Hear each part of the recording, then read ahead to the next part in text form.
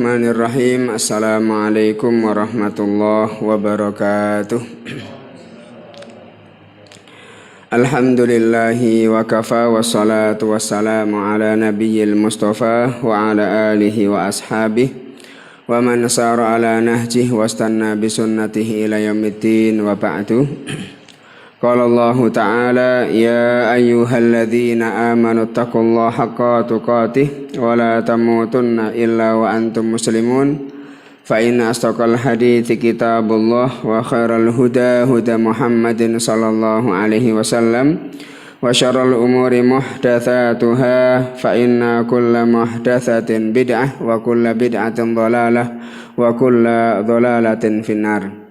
Bapak-bapak, ibu-ibu, saudara-saudariku seiman dan seakidah, pertama kita bersyukur kepada Allah Subhanahu wa taala atas segala nikmat lan karunianipun sehingga kita wonten ing sonten punika saged nglampahi salah setunggalipun kewajiban kita inggih punika salat maghrib kanthi berjamaah.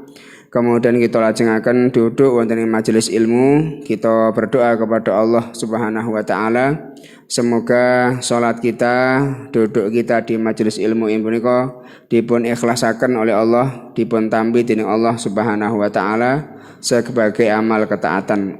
Allahumma amin. Tak lupa salawat ugi salam semoga tetap tercurah kepada junjungan Nabi kita Muhammad sallallahu alaihi wasallam beserta keluarga serta orang-orang yang mengikuti sunnah beliau sampai hari kiamat kala. Jamaah sekalian, insyaallah wonten ing kesempatan dalu punika kita akan belajar bersama tentang hadis Arba'in An-Nawawi yang ke-30 ya. Hadis punika terkait dengan batasan-batasan Allah Subhanahu wa taala. Ini penting untuk kita pelajari karena di hadis punika ada 4 hal ingkang kedah kita semerapi. Yang pertama inggih punika terkait dengan kewajiban-kewajiban. Yang kedua terkait dengan had atau batasan-batasan Allah. Yang ketiga terkait dengan hal-hal yang diharamkan Allah. Kemudian yang keempat inggih punika perkawis ingkang dipun bebasaken atau sipun boten dipun bahas dening Allah Subhanahu wa taala yang menjadi rahmat bagi kita. Sebelum kita masuk membahas hadis punika, terlebih dahulu kita baca bersama nas hadisnya sehingga kita bisa mendapat faedah yang lebih. Dipun waos sareng-sareng wae. Dibaca sareng ya. An Abi Tha'labah. An Abi Tha'labah. Al-Khushani Jurthumi Ibni Nasir radhiyallahu anhu an Rasulillahi sallallahu alaihi wasallam. Qala innallaha faradha faraidha fala tudayyi'uha wa hadda hududan fala ta'taduha wa harrama asya'a fala tantahikuha wa sakata an asya'a rahmatan lakum ghaira nisyanin fala tabhathu anha. Hadisun hasanun rawahu Ad-Daraqutni. Niki nas hadisipun kita terjemahkan ya. An Abi Tha'labah, dari seorang sahabat yang berkunyah Abi Tha'labah. Sinten kunyahipun? Abi Tha'labah. Nggih, kunyahnya adalah Abi Tha'labah. Bapaknya Tha'labah. Al-Khushaniyi, Al-Abi Tha'labah Al-Khushaniyi.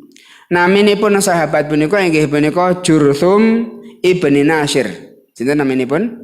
Jurthum bin Nasir. Nggih, Abu Tha'labah wau inggih punika kunyah atau julukan. Kemudian nami sahabat inggih punika Jurthum ibni Nasir. Semoga Allah meridhai beliau. Nggih, beliau berarti bapakipun Jurthum punika tasih kufur sehingga semoga Allah meridhai beliau saja. Nggih, tidak radhiyallahu anhuma. An Rasulillah sallallahu alaihi wasallam, saking Rasulullah sallallahu alaihi wasallam, Rasulullah bersabda, innallaha faradha faraidha. Saat temane Allah punika sampun mewajibkan kewajiban-kewajiban. Ini yang pertama, nggih. Saat temane Allah sampun mewajibkan kewajiban. Fala tudayyi'uha, mongko aja sira tinggalaken. Niki pesan yang pertama, hadis punika. Allah sampun paring kewajiban-kewajiban, aja sampai panjenengan tinggalkan. Yang kedua, wa hadda hududan. Lan Allah sampun maringi batasan-batasan. Nggih, hadda iki punika batasan. Hadda hududan, Allah sampun paring batasan-batasan. Fala ta'taduha, ojo sira lampaui batasan tersebut. Yang ketiga, wa harrama asya'a, Allah punika sampun mengharamkan perkawis-perkawis. Allah sampun mengharamkan perkara-perkara. Fala tantahikuha, ojo sira langgar. Ojo sira langgar, jangan dilanggar. Wasa kata yang keempat, wasa kataan asya'a, Allah punika sampun mendiamkan, nggih. Allah punika perkara-perkara yang tidak dijelaskan. Nggih, wasa kataan asya, Rasulullah punika diam terhadap beberapa perkara rahmatan lakum, sebagai rahmat bagi kalian, ghairu nisyanin, bukan karena lupa. Fala tabhatsu anha, janganlah kalian membahasnya. Ini tadi sekawan hal sing wonten hadis punika napa Pak? Yang pertama, Allah sampun memberikan kewajiban-kewajiban, maka jangan kamu tinggalkan. Yang kedua, Allah memberi batasan-batasan, jangan melampaui batasan tersebut. Yang ketiga, Allah sampun mengharamkan perkawis-perkawis, janganlah dilanggar. Yang keempat, Allah mendiamkan perkara-perkara, maka bukan karena lupa, jangan panjenengan bahas. Ngaten. Namanya dijelaskan di situ. Apa yang Allah diamkan, apa yang tidak Allah perintahkan, dan apa yang Allah tidak larang banyak. Dan itu bukan karena Allah lupa, tetapi ini karena rahmat dari Allah Subhanahu wa ta'ala. Niki sekawan hal yang insya Allah akan kita bersama pelajari. Yang pertama, jamaah sekalian, terkait dengan derajat hadis punika.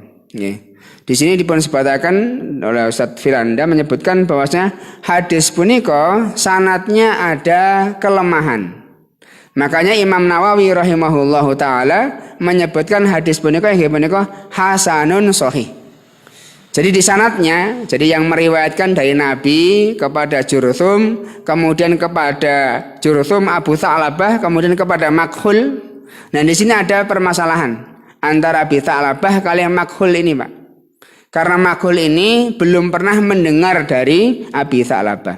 Ini yang pertama alasannya. Alasan yang kedua, Makhul ini termasuk perawi yang modalis. Ini sering menyembunyikan cacat riwayat, ngaten.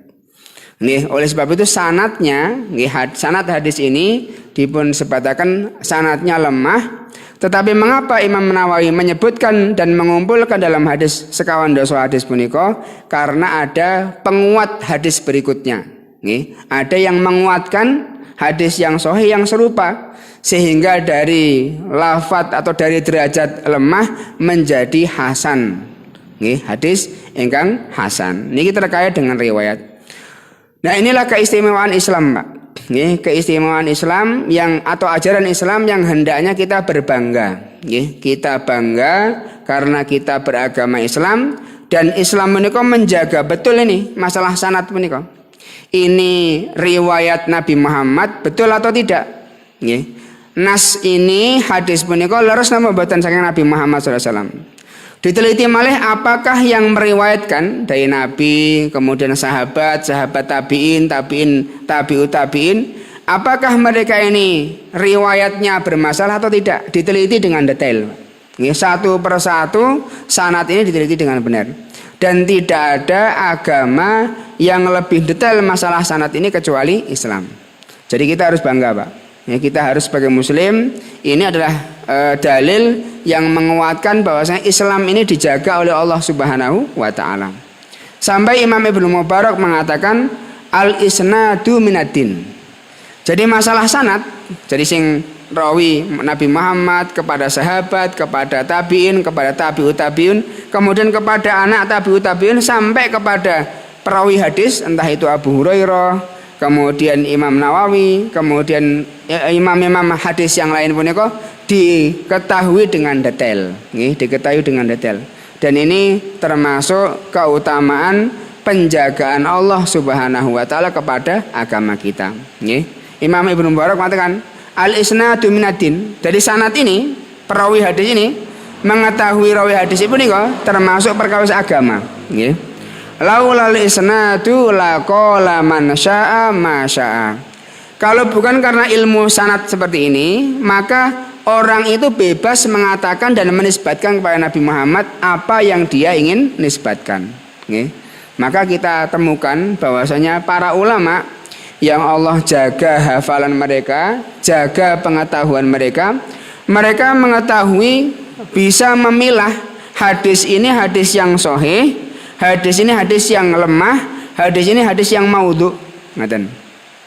Pernah suatu ketika seorang khalifah punika kiambai punika menghukum orang yang memalsukan banyak hadis. Sebelum dihukum, maka khalifah tersebut bertanya, kamu sudah memalsukan hadis berapa? Sekitar 20.000 hadis, Pak. Jadi 20.000 hadis. Orang mengker atusan ewon, ya. Sehingga banyak menyebar di kita ini hadis-hadis yang tidak benar.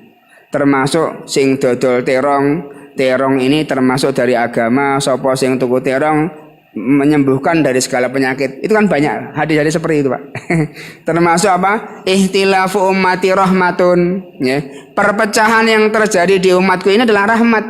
Itu adalah dinisbatkan kepada Nabi, tetapi sebenarnya ini bukanlah hadis Nabi Muhammad sallallahu alaihi wasallam.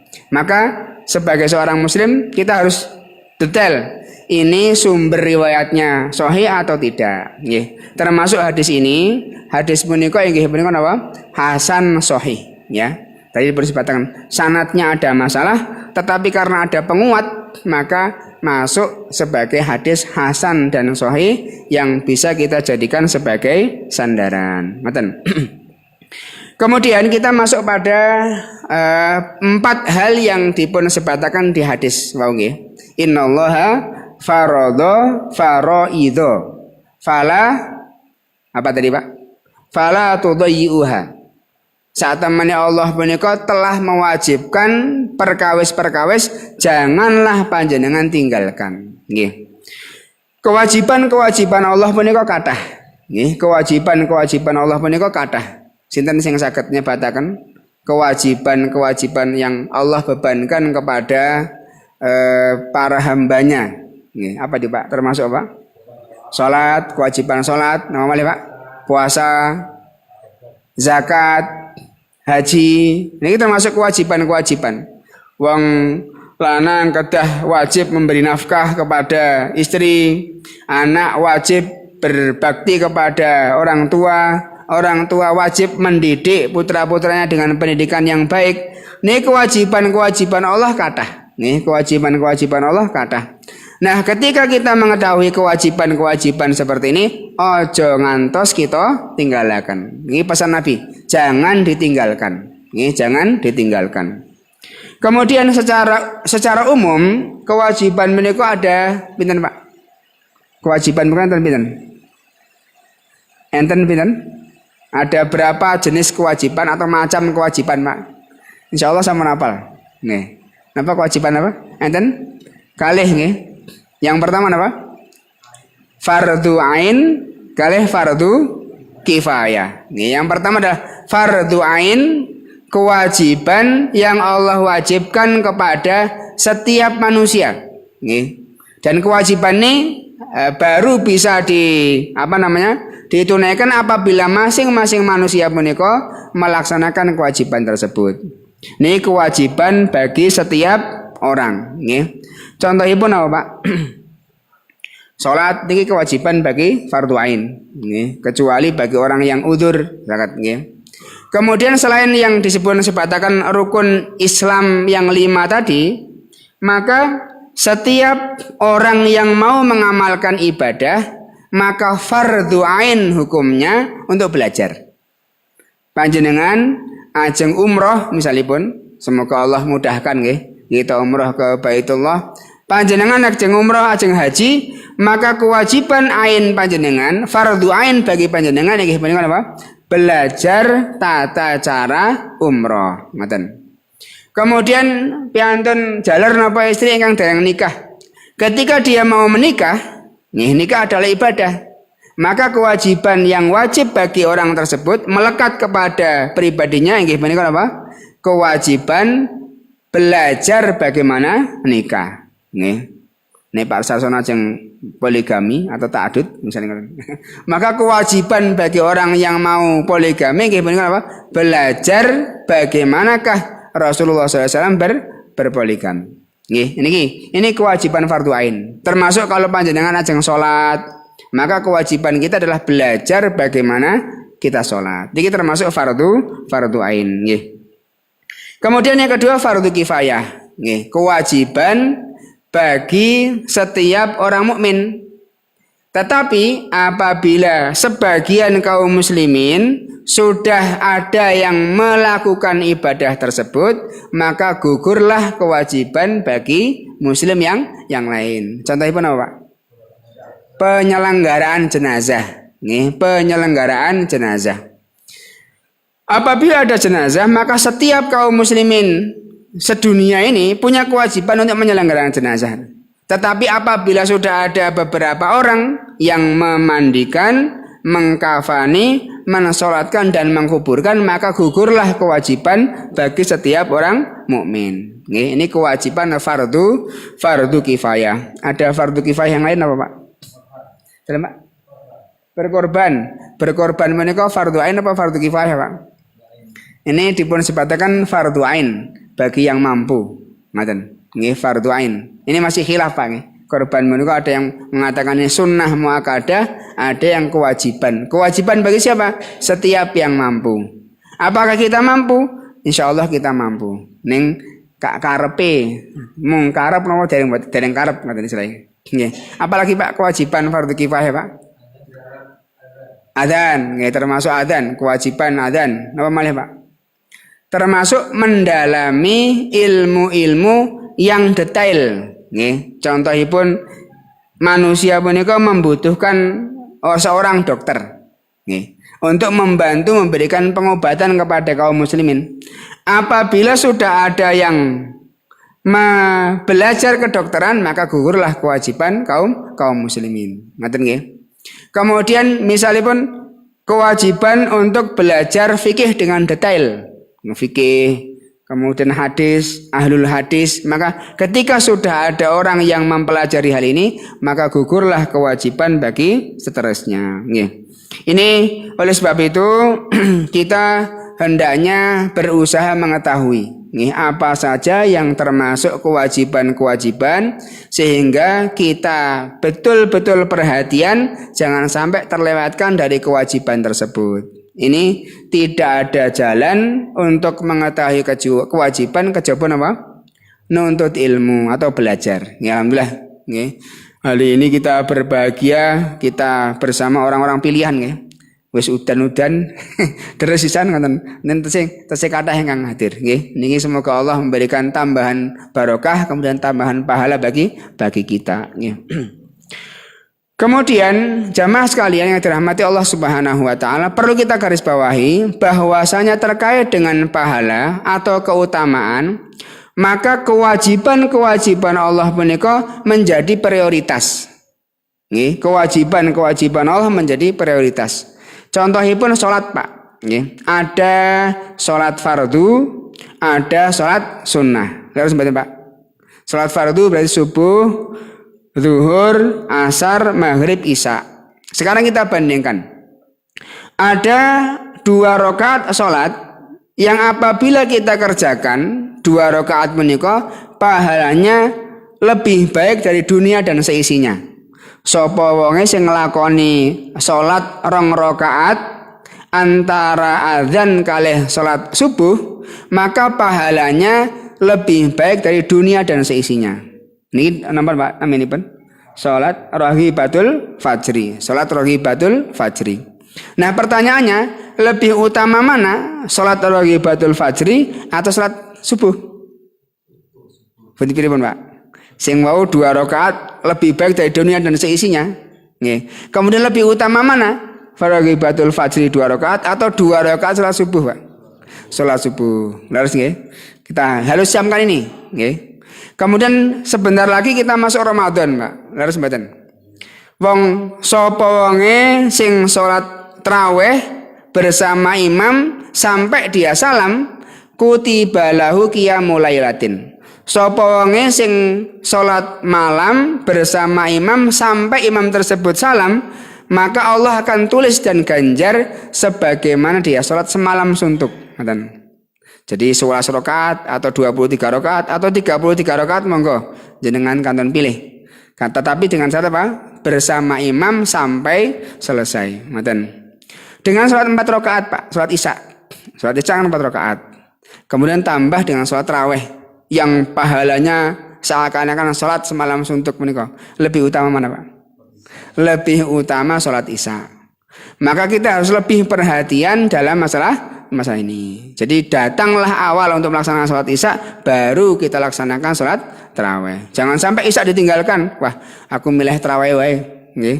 Sing imam suaranya merdu, saya kata, tidak boleh. Ya kita harus memilih nih. Jadi yang wajib dahulu, kemudian baru yang sunnah.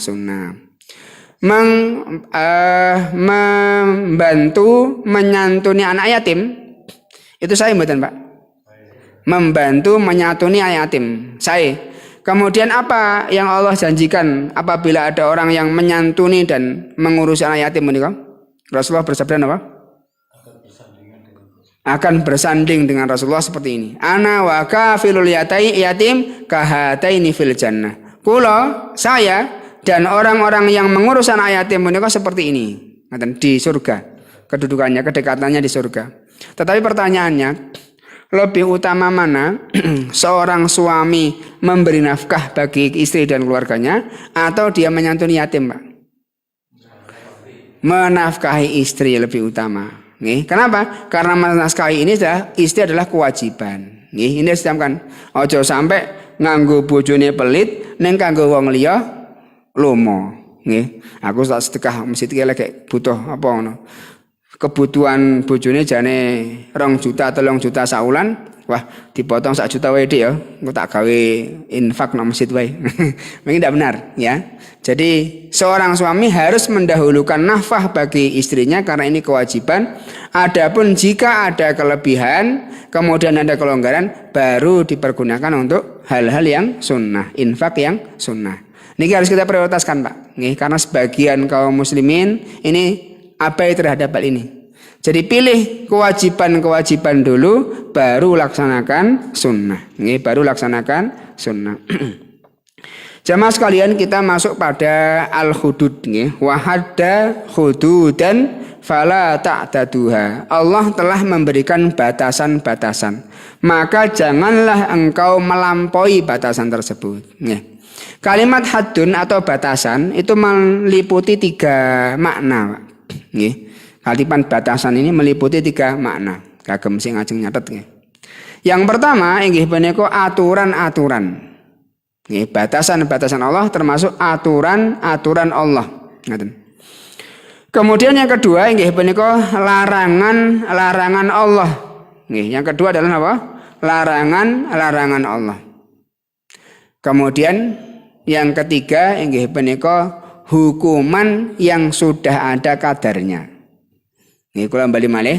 Wa hadda hududan, Allah memberikan batasan-batasan menika mengko 3 makna. Yang pertama inggih menika aturan-aturan Allah, yang kedua larangan-larangan Allah, yang ketiga hukuman yang sudah ada batasannya.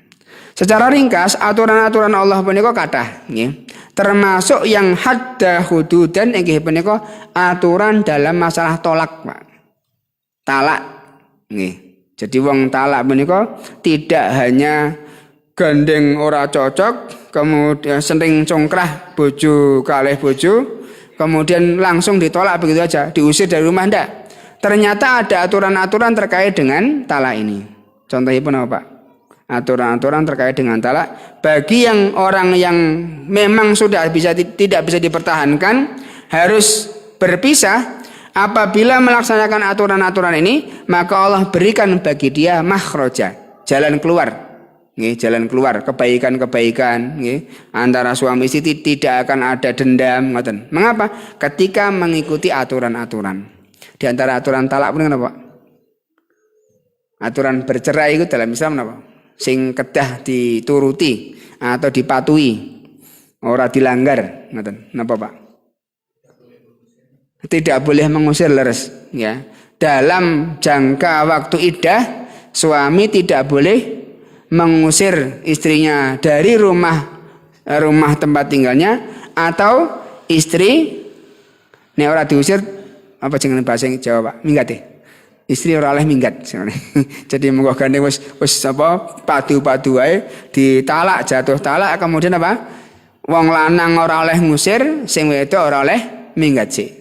Apa minggat bahasa Jawa ini, Pak? Bahasa halusnya apa?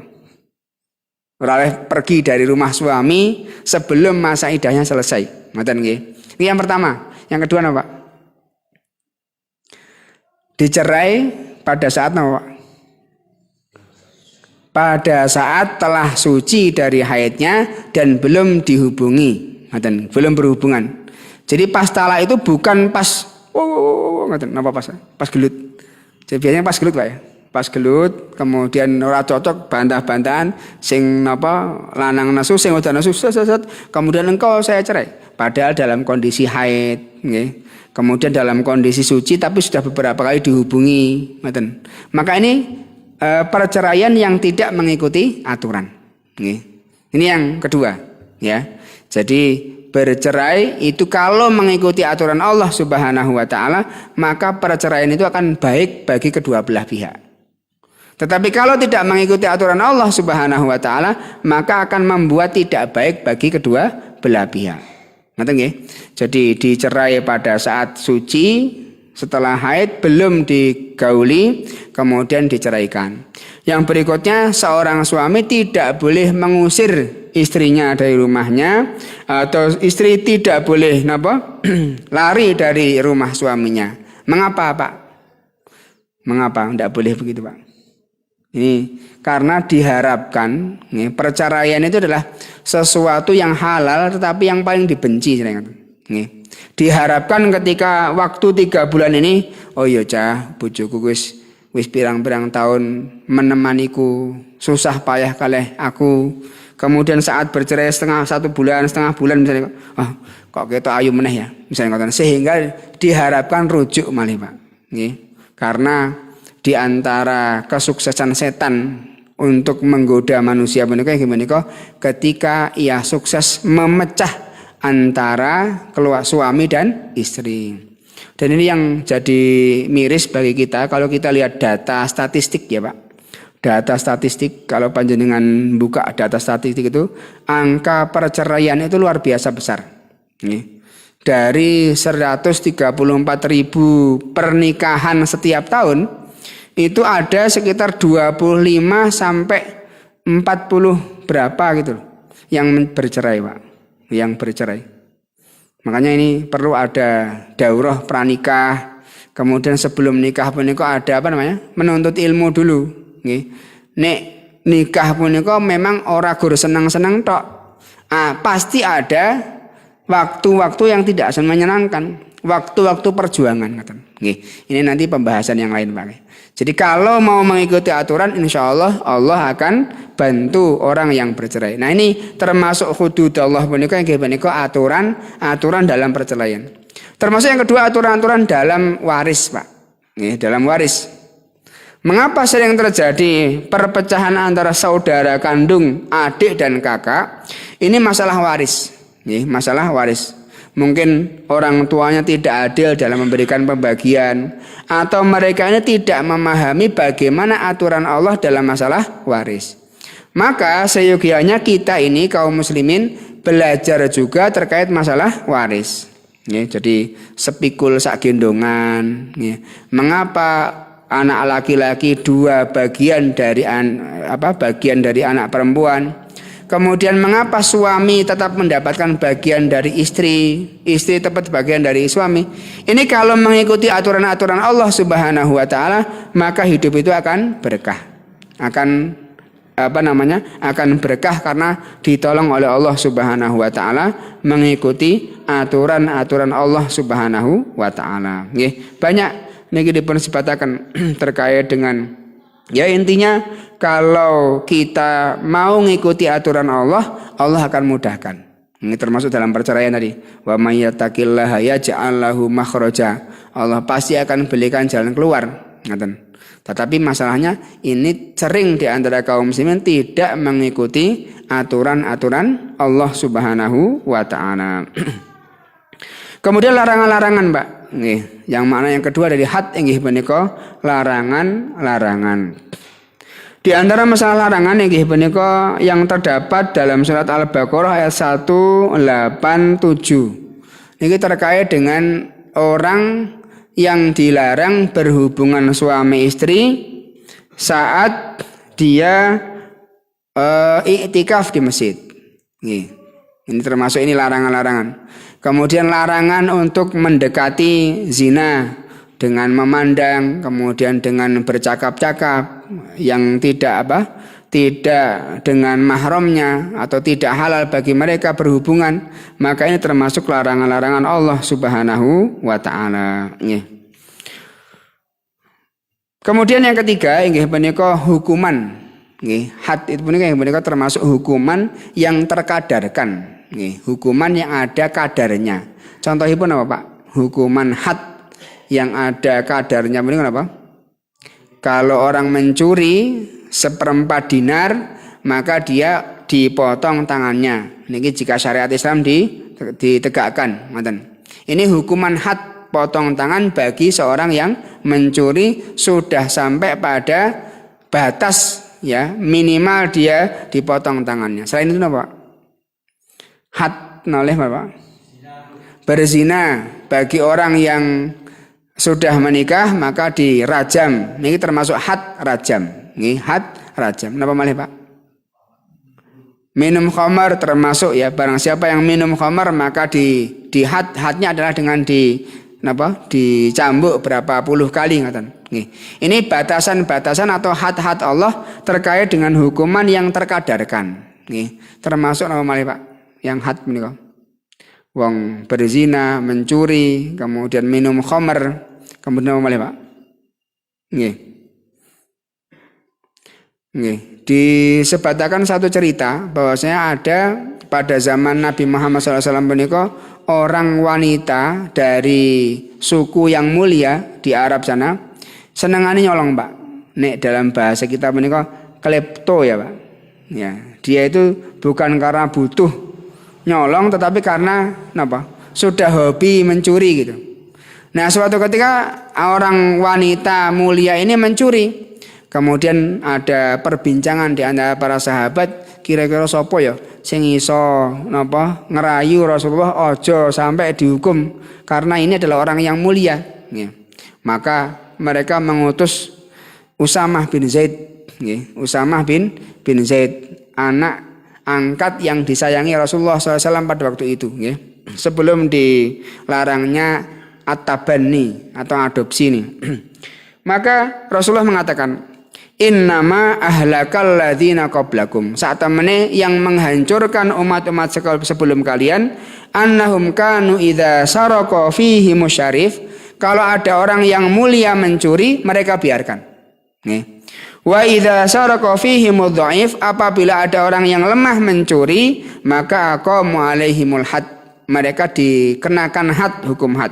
Wa imullah law anna Fatimah bintu Muhammadin saraqat laqata'tu yadaha. Demi Allah, kalau Fatimah anaknya Muhammad ini mencuri, pasti aku akan potong tangan Fatimah. Ini keadilan yang Islam ajarkan kepada kaum muslimin. Nggih. Jadi kalau wong sing mulia kok dijarobi, maka akan hancur tatanan masyarakat. Nggih. Saniki nek nyolong pitik diobong, nyolong apa diobong neng, begitu ada korupsi miliaran kok di napa nggih, makane tambahan Pak nggih. Tambah rekoso nggih. Nah, ini kita harus berdoa. Nggih, melihat hal ini kita berdoa kepada Allah Subhanahu wa taala, semoga Allah bimbing para pemimpin kita untuk bisa mengikuti aturan-aturan Allah Subhanahu wa taala nggih. Tapi yang ketiga apa, Pak? Yang ketiga apa? Allah sampun mengharamkan perkara-perkara janganlah kalian melanggar. Janganlah kalian melanggar. Jamaah sekalian, yang diharamkan Allah Subhanahu wa taala punika kathah. Termasuk hal-hal yang sesuai dengan hawa nafsu, kemudian godaan-godaan setan punika kathah. Maka harus kita waspadai. Harus kita waspadai. Dan di antara sabda Nabi Muhammad SAW yang mengingatkan kita bahwasanya beliau pernah bersabda, khuffatil jannatu bil makarih. Khuffatil jannatu bil makarih. Surga punika dikelilingi kalian perkawis-perkawis yang dipun benci, Pak.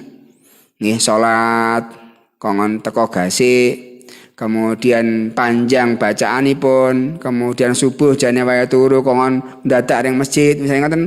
Ini apa? Surga ini diliputi dengan apa? Sesuatu yang dibenci oleh hawa nafsu, nggih. Wa khuffatin naru bisyahawat. Nggih, neraka punika dikelilingi oleh perkara-perkara yang sesuai dengan syahwat. Nggih, dan ini fitnah akhir zaman punika sungguh luar biasa nggih, khususnya masalah napa dengan kotak hitam ini ya, sing digawa marek-marek kotak hitam ini, apa kotak cilik ini. Jadi ini banyak fitnah yang akan masuk ke diri kita, keluarga kita, maka kita harus sering bentengi dengan ilmu, kemudian dengan doa. Jadi ini yang bisa membentengkan adalah ilmu dan doa kepada Allah Subhanahu wa taala. Kita harus mengetahui hal-hal yang diharamkan dan kita harus tinggalkan hal tersebut. Kita harus tinggalkan hal tersebut. Kenapa? Karena tidaklah ada sesuatu yang diharamkan kecuali ada madharat, baik bagi diri kita secara pribadi maupun anggota keluarga kita. Maka kita harus tinggalkan ini.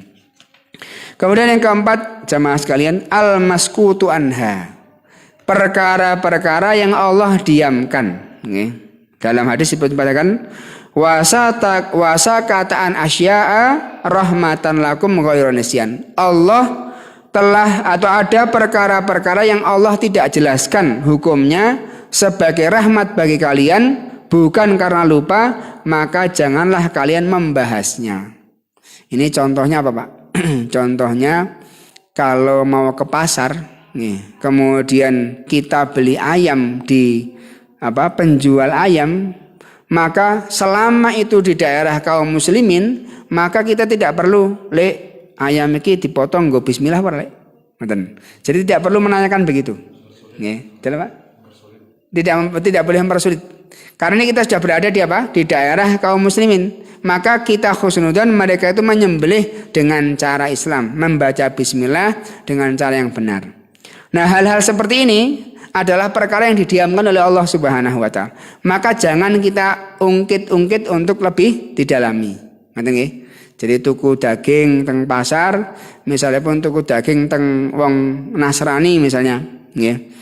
Boleh ndak kita memakan daging sembelihan orang Nasrani, Pak? Boleh, nggih. Ahlul kitab boleh. Nggih. Kalaulah ahlu kitab saja boleh, maka pasar-pasar kaum muslimin lebih boleh. Maka tidak perlu kita menikah apa? Takok-takok ya. Wah, kowe wonge kayak sing pegawene kayak ora tau salat kayak pegawai enggak usah cari begitu. Enggak usah cari begitu. Begitu ada ayam yang terputus napa nih Pak? Kerongkongan kareh nadinipun menika berarti kita husnudzon ayam tersebut sudah disembelih dengan cara Islam tanpa harus kita detailkan ngoten. Sebagaimana hal ini dilaksanakan oleh para sahabat. Termasuk contohipun inggih menika Syekh Utsaimin rahimahullahu taala. Beliau menyatakan terkait dengan rambut, Pak. Rambut yang ada yang menempel di tubuh kita baik putra maupun putri ini ada 3, Pak. Ada 3. Yang pertama inggih menika yang diperintahkan untuk dipanjangkan. Contohnya pun apa? Jenggot. Niki yang diperintahkan untuk dipanjangkan. Kemudian yang kedua yang diperintahkan untuk dicukur atau dipendekkan, kumis, nggih. Kemudian bulu kemaluan, nggih. Niki diusahakan untuk apa? Diperintahkan untuk dipotong atau dicukur. Adapun bulu yang ada di tangan, kemudian bulu yang ada di dada dan sekujur tubuh ini, makanya didiamkan oleh Allah Subhanahu wa taala. Ojo panjenengan takokke hukumipun, nggih. Maka boleh dibiarkan istilah ngoten, nggih. Ini termasuk masalah ini. Contoh terkait dengan bulu. Kemudian contoh yang lain, Nabi Muhammad SAW pernah berwudu dari tempat minum yang terbuat dari kulit milik wanita musyrik. Jadi pas suatu ketika Rasulullah berkunjung kemana, kemudian sahabat menyiapkan bejana dari kulit milik orang musyrik. Kemudian Rasulullah gunakan untuk berwudu sebagai wudu. Ini tidak masalah, tidak masalah. Kemudian Rasulullah SAW juga pernah menerima hadiah dari orang Yahudi. Ini tidak dibahas dalam syariat kan? Hadiah dari orang Yahudi, dari Nasrani tidak dipermasalahkan. Maka jangan kita mendetailkan hadiah iki kongone harta sing halal apa sing haram, ngoten gitu. Tidak perlu kita detailkan. Ngoten nggih. Ini makna dari wasakata an asya'a rahmatan lakum ghairu nisyanin fala tabhatsu anha. Allah mendiamkan perkara-perkara yang tidak dijelaskan hukumnya bukan karena Allah lupa, tetapi sebagai rahmat bagi panjenengan, janganlah kalian tanakan. Rasulullah pernah menerima pemberian orang Yahudi, kemudian Rasulullah tidak bertanya asal harta yang dipakai memberi hadiah ini kan apa, tidak tanya ini, ya. Ini dipernisbatakan seperti itu. Demikian juga Ibnu Umar, asar dari beliau saat membeli keju di pasar dari orang Majusi yang dibuat orang Majusi.